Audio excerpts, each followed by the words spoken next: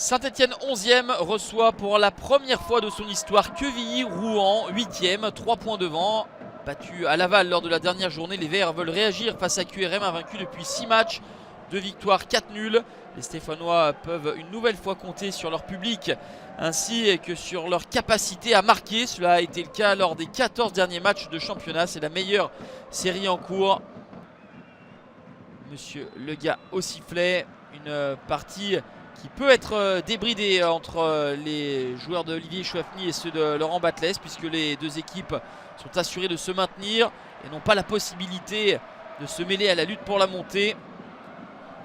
21e minute de jeu, le travail de Jean-Philippe Crasso et le modèle d'équilibre dans la volée de Mathieu Cafaro qui ouvre le score. 5e but de la saison pour l'ancien Rémois. Mathieu Cafaro qui fait chavirer Geoffroy Guichard. Et la 10e passe décisive de l'Ivoirien Jean-Philippe Crasso. C'était pas facile du tout à mettre celui-là, mais Jean-Philippe Crasso a su trouver Mathieu Cafaro, esselé au deuxième, qui redresse bien et trouve le petit filet de Nicolas Lemaître. 1-0 pour les Verts après 20 minutes de jeu légèrement dépassées.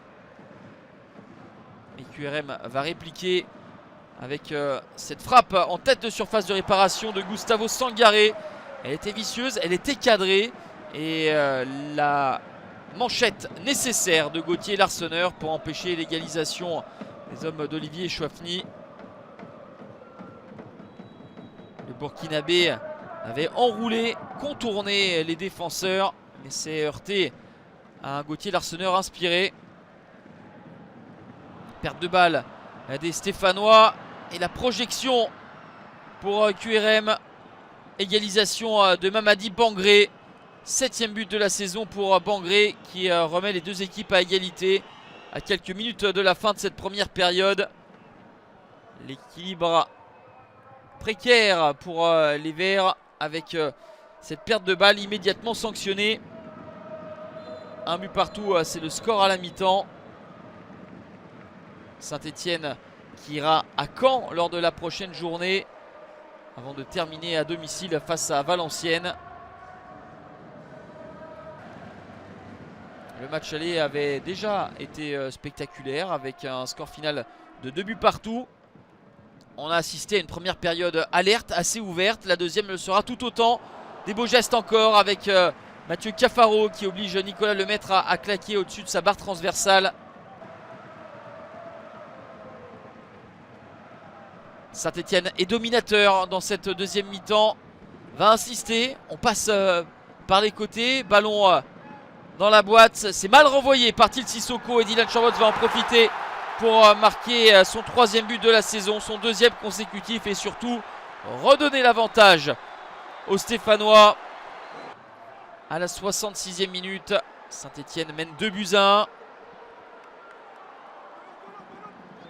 Le travail de Wadji pour gêner le plus possible Til Sissoko.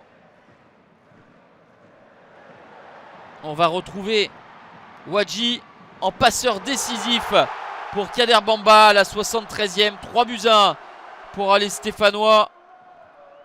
À la prise d'information du Sénégalais qui a vu l'ancien Nantais Kader Bamba esselé. Saint-Etienne semble avoir fait le plus dur, mais QRM ne va pas abdiquer, pas baisser la tête et profiter des moindres errements de la défense. Réduction de l'écart à la 77e minute à 3 buts à 2 avec Mamadou Camara, le ballon décalé par Louis Mafuta.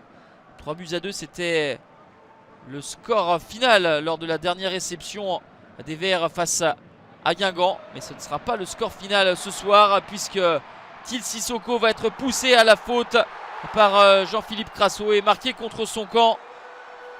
4 buts à 2 à la 89e. 59e but inscrit cette saison par l'AS Saint-Etienne. Meilleure attaque de Ligue 2 BKT. Ballon qui vient mourir derrière la ligne de but. Les Verts, une nouvelle fois spectaculaire dans le chaudron, s'imposent 4 à 2 et passe de la 11e à la 9e place. Fin de série pour QRM qui glisse de la 8e à la 11e position.